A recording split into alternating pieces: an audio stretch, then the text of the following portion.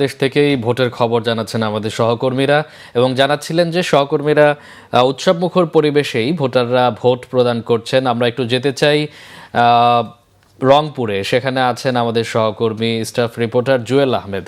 জুয়েল, নিশ্চয় শুনতে পাচ্ছেন, রংপুরে ভোটের চিত্র কেমন দেখছেন এবং ভোটাররা যারা ভোট দিচ্ছেন তারা কি বলছেন ভোট দিতে এসে? মামুন, আমরা সকাল থেকেই আমরা কেন্দ্রগুলোতে আসছি, অর্থাৎ 7:30টার আগেই আমরা চলে আসছি। এসে দেখেছি যে মানুষ সকাল থেকে কিন্তু লাইনে দাঁড়িয়ে আছেন।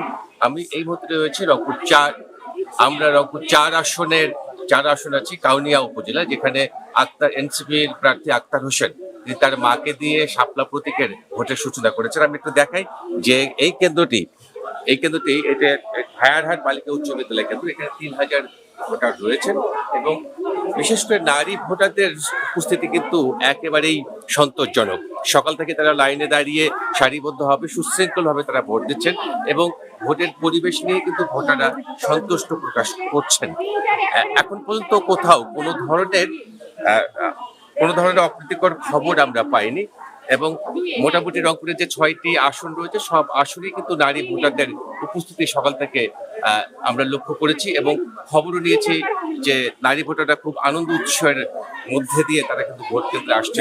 কেননা আপনি জানেন যে এই রংপুর অঞ্চল সবুজের উপর ভোট করে দাঁড়িয়ে থাকা একটি অঞ্চল। ক্ষেত খামারে কাজ রয়েছে, পুরুষরা হয়তো সকালবেলা ক্ষেত খামারে কাজ করতে গেছেন, কিন্তু নারীরা সকাল সকাল এসে তারা ভোট দিয়ে আবার বাড়িতে ফিরে যেয়ে তাদের সাংসারিক যে দৈনন্দিন যে কাজ আছে সেই কাজগুলো করবেন। মামুন, একটা পরিসংখ্যান দেই, রংপুরে 6টি আসনে মোট প্রার্থী কিন্তু লড়ছেন 44 জন এবং ভোটার সংখ্যা প্রায় 26 লাখ এবং কেন্দ্র রয়েছে 873টি। আইন শৃঙ্খলা পরিস্থিতির কথা যদি বলি, আইন শৃঙ্খলা পরিস্থিতি একেবারে নিরাপত্তার চাদরে ঢেকে দিয়েছে। 6 স্তরের নিরাপত্তা বলয় তৈরি করেছেন প্রশাসন। এবং একটু আগে এই কেন্দ্র থেকে আক্তার হোসেন তিনি গণমাধ্যম কর্মীদের সাথে কথা বলেছেন।